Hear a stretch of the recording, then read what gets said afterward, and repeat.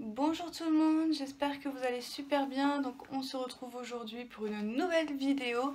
Et donc aujourd'hui tout simplement je rattrape encore mon retard avant d'arriver au 1er janvier. Donc du coup aujourd'hui ça va être une nouveauté du coup des mangas qui sont sortis au mois de novembre, que du coup j'ai acheté au mois de décembre.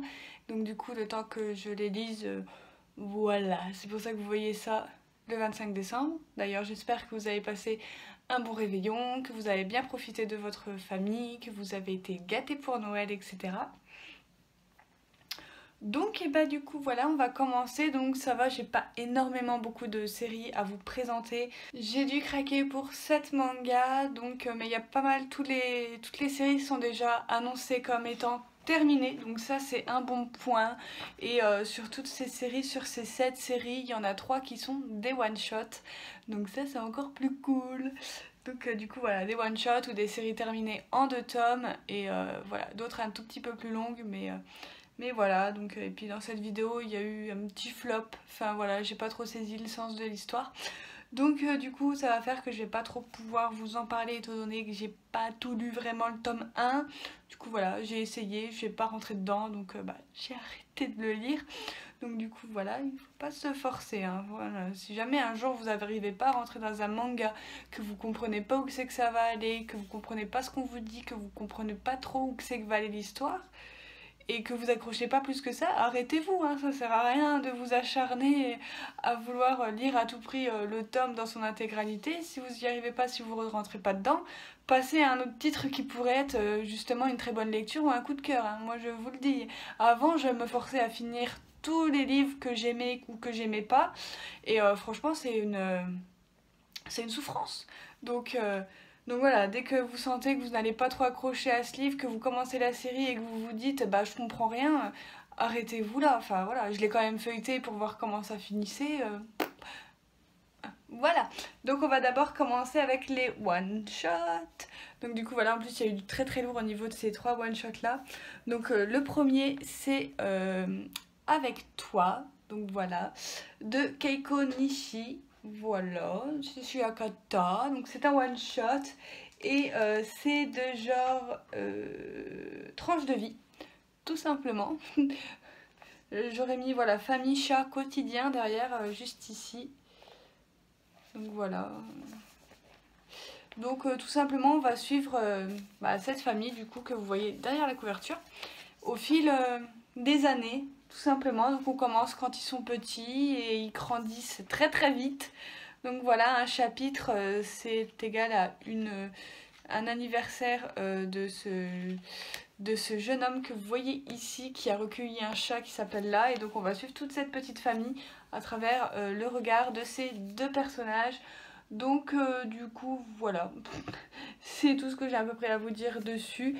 J'ai bien aimé, voilà, ça n'a pas été non plus un gros coup de cœur. Les dessins sont sympathiques, mais bon, j'ai vu mieux en termes de dessin. Enfin voilà, bon, il y a des trucs, je les voyais venir comme une grosse maison. Du coup voilà, puisque moi quand ça touche la réalité, je veux dire la réalité, j'ai en face de moi.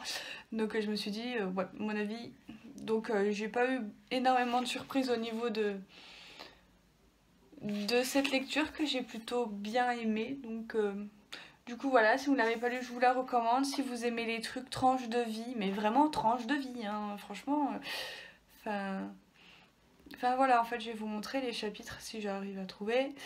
Ils sont coupés ici, donc vous avez le chapitre et vous avez en dessous marqué Shiro 8 ans. Donc du coup on se base avec Shiro, le petit dernier de la famille, qui va grandir, et au fil des chapitres, voilà, il a 8, 10, 15, 20, enfin voilà. Il grandit très très vite, hein. Il prend 5 ans ou 10 ans presque à chaque chapitre. Mais voilà, c'était sympa, sans plus, voilà. Il y a des persos, j'avais envie de leur foutre 3 claques dans leur figure, mais sinon tout va bien. Donc du coup voilà, si vous tente, pourquoi pas. Moi c'est un one shot que je vais pas garder dans ma mangatech puisque je l'ai aimé sans plus. Donc du coup voilà, dans ma mangatech derrière je garde vraiment que les mangas que j'adore, que j'ai envie de relire et de relire et de relire, ou que je n'ai pas le cœur à vendre, tout simplement parce que j'y tiens beaucoup trop. Donc du coup voilà, mais celui-là, voilà, je ne risque pas de le garder. Ensuite, un petit yaoi, j'ai l'impression que ça fait longtemps que je vous avais pas parlé de yaoi, que ce soit cette année surtout, voilà, j'ai lu pas mal de yaoi, mais surtout des yaoi que j'ai revendus. Voilà, c'est les premiers yaoi généralement que je sors, surtout quand je fais l'abonnement de Boys Love IDP. Je prends les yaoi où je me dis il va y avoir un truc chelou, je vais pas aimer, il va y avoir trop de sexe et tout. Et donc du coup je les vends directement, du coup je prends pas le temps de vous expliquer quoi que ce soit. De toute façon j'aurais pas grand chose à vous dire, mis à part que j'ai pas aimé. Donc du coup voilà, mais là je reviens en force avec du coup Liquor and Cigarette de Ranmaru Zaria. Donc voilà, pour public averti, c'est marqué tout en bas juste là, je sais pas si vous allez arriver à voir. Public averti, ça va encore, vous pouvez quand même le lire, il y a quelques scénettes mais tout est caché. Voilà, donc en gros on va suivre deux amis d'enfance, donc on va suivre, j'ai oublié leur prénom, donc on va suivre Camillo qui est juste ici, et celui-ci c'est Théo. Donc ils sont en fait, ils travaillent et tout, ils sont plus au lycée et tout, donc ça j'ai beaucoup aimé. Voilà, ils sont déjà adultes et tout, et donc on a Camillo qui vend des cigarettes et qui est dans un magasin juste en face, et on a lui qui vend de l'alcool. Et en fait il y en a un qui va, comment on dit, il y en a un qui s'accommode mieux en fait à ce qu'il vend que l'autre, puisqu'en fait lui c'est un fumeur, il vend des cigarettes, et on a lui qui vend de l'alcool mais qui sait pas tenir l'alcool, qui boit quasiment jamais, etc. Et en fait il va y avoir dans leur ville, dans leur village, je ne sais pas trop où c'est qu'ils sont au Japon, mais en fait il va y avoir la fête de la liqueur, enfin des vins, etc. machin machin. Et donc du coup lui va vouloir essayer de tenir un minimum l'alcool, puisqu'il tient vraiment pas l'alcool, hein. Une bouteille de bière et puis ça y est, il est déjà KO, il est déjà saoul, il est déjà tout ce que vous voulez. Donc du coup voilà, et donc il va demander à son ami du coup Camillo de pouvoir, de l'aider, etc. Et donc voilà, il va se passer plein de trucs entre eux. Je vous laisse le découvrir puisque c'est un one shot, donc voilà, vous vous en doutez que il va se passer des petites choses entre les deux. Les dessins sont trop beaux. Cette mangaka, franchement, elle dessine trop bien. Alors j'avais connu cette mangaka avec Coyote, qui est chez Boys Love IDP, si je dis pas de conneries. Donc voilà, que j'avais beaucoup aimé. Donc là c'est plus un yaoi dans le côté fantastique et tout. Et là on est plus sur des personnages lambda, tout à fait normal. Donc du coup voilà, regardez comme c'est trop mignon.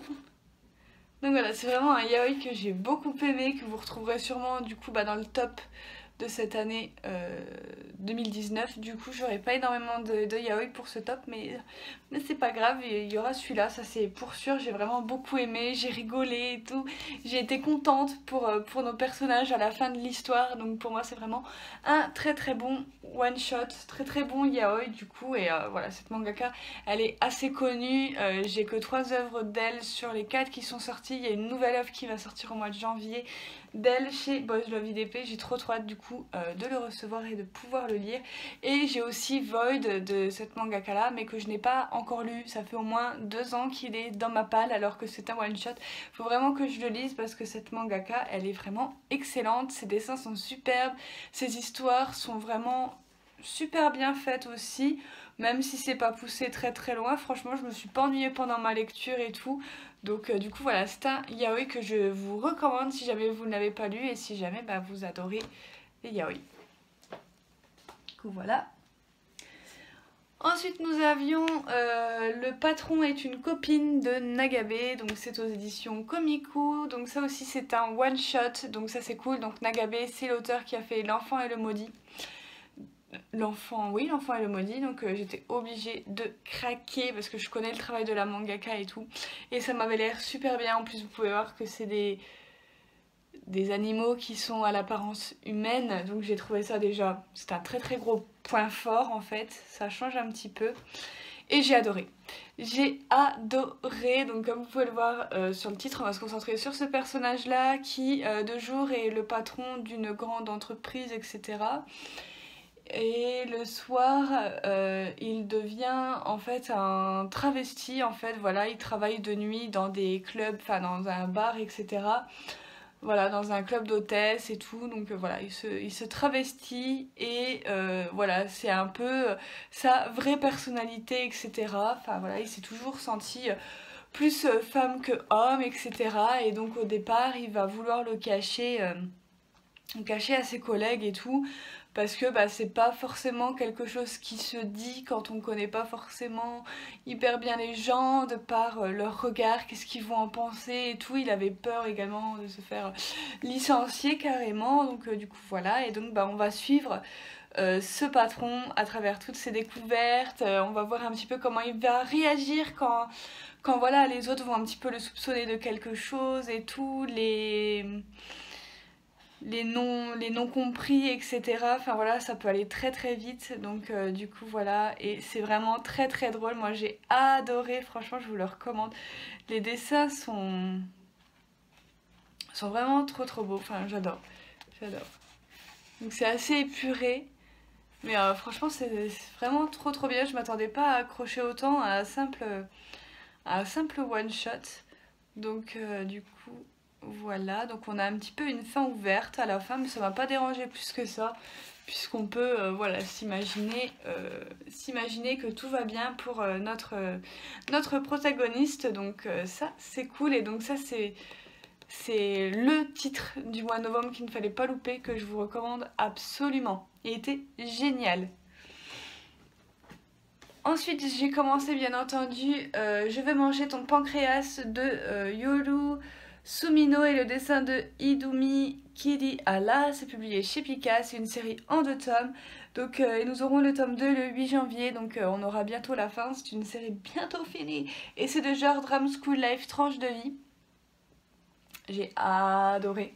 Donc j'ai pas vu le film, moi je l'ai complètement découvert en manga, et peut-être que ça valait mieux que je le découvre en manga. J'ai vraiment adoré. Donc apparemment les personnages sont un peu plus matures, en film que en manga, parce qu'en manga ils font vraiment très très jeunes. Donc en fait c'est on va rencontrer ce personnage ici, donc j'ai oublié son prénom, mais c'est pas grave. Voilà, j'ai oublié son prénom, donc il est plutôt solitaire. Etc. Il n'a pas beaucoup d'amis, etc. Et un beau jour, en allant à l'hôpital, il me semble, il va tomber sur le journal intime d'une élève de son école. Et en fait, il va se rendre compte que cette jeune fille est malade du pancréas et qu'il ne lui reste plus tellement de temps à vivre.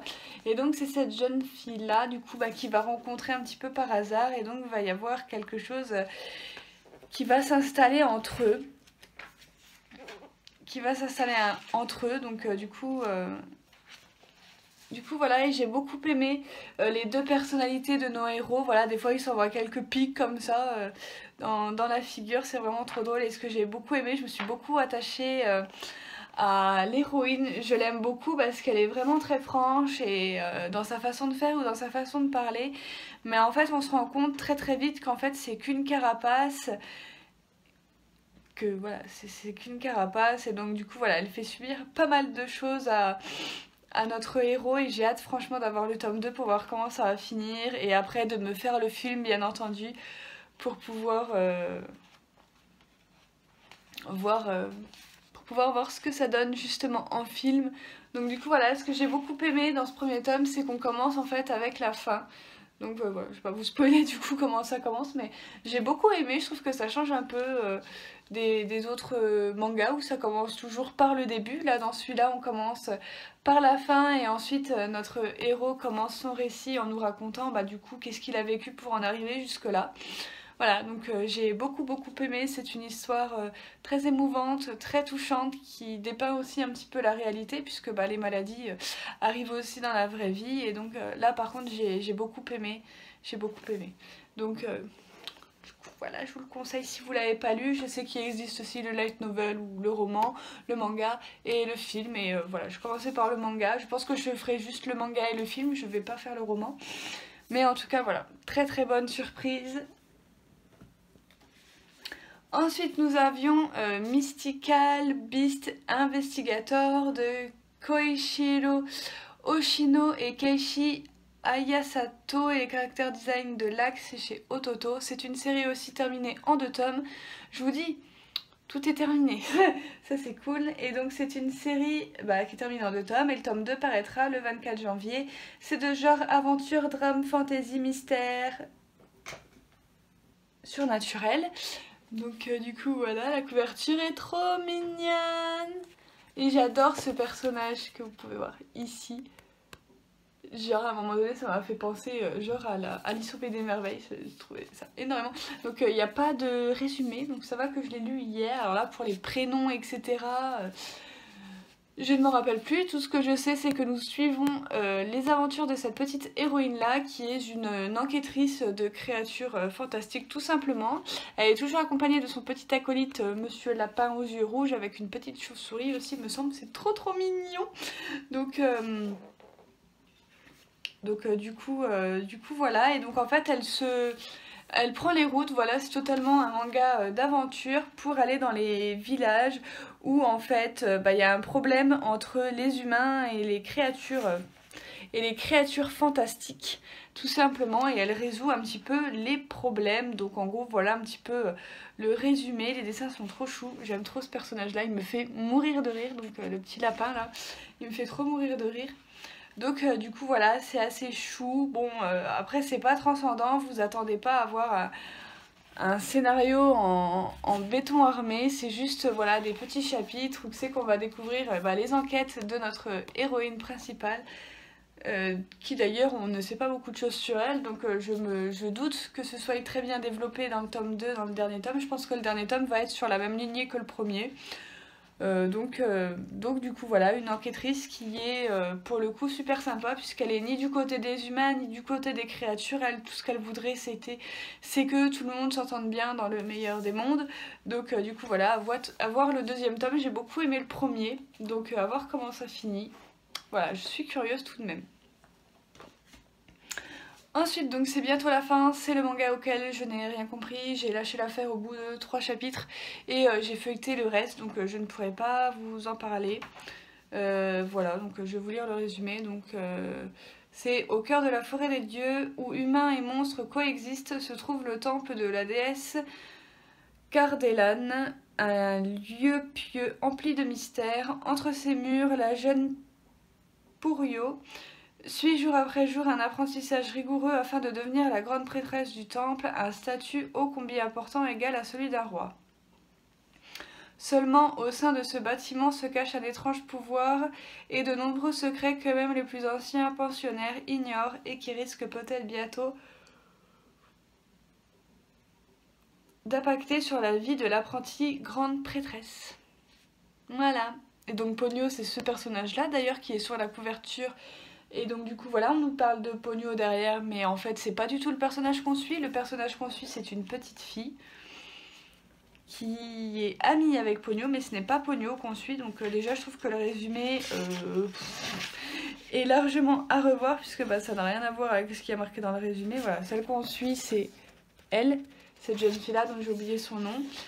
Et en fait, en premier lieu, je saurais même pas quoi vous expliquer tellement j'ai rien compris. On les suit, bon, il y a des espèces de monstres qui arrivent, mais on sait pas trop qu'est-ce qui se passe. Les dessins, voilà, font pas très envie comparé à la couverture, est très belle, mais ce qu'il y a dedans, c'est pas pareil. Donc, du coup, voilà, j'étais un petit peu déçue au niveau des dessins.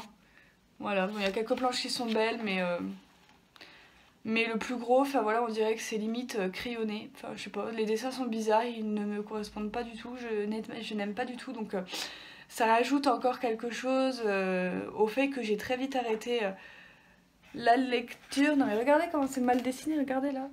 Enfin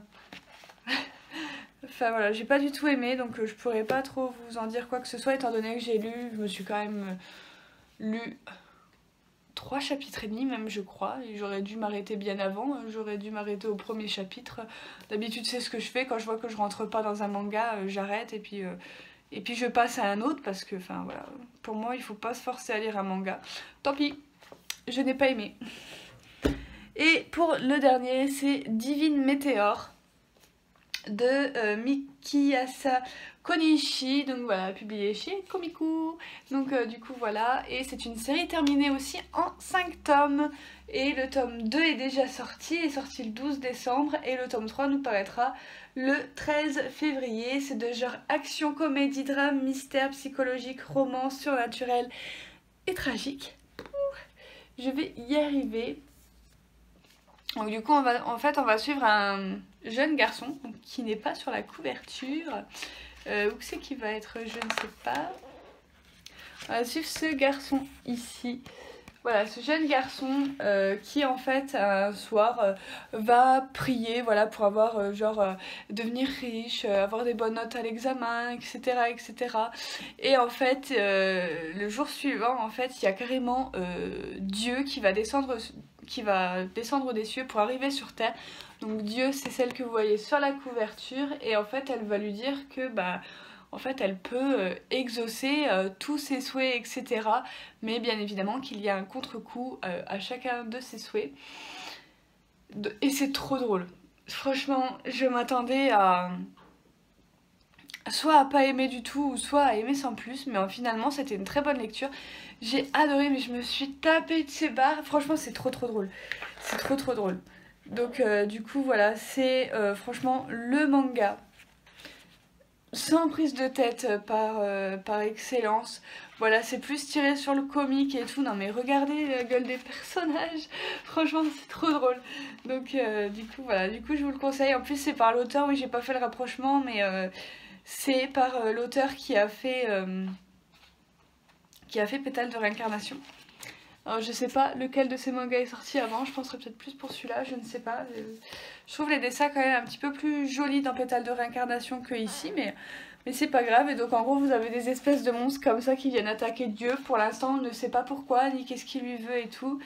Mais du coup voilà, on a notre héros du coup grâce aux prières qu'il peut exaucer, va essayer de s'en débarrasser et tout, mais c'est franchement trop drôle. J'ai adoré. Voilà, c'est pas un coup de cœur, hein, c'est pas un très gros coup de cœur, c'est qu'un premier tome, ça pose les bases, etc. Mais j'ai vraiment beaucoup aimé, donc celui-ci aussi, je vous le conseille, était vraiment pas mal. Puis je pense qu'il ne va pas trop traîner sur la longueur. En plus, le tome il est sorti.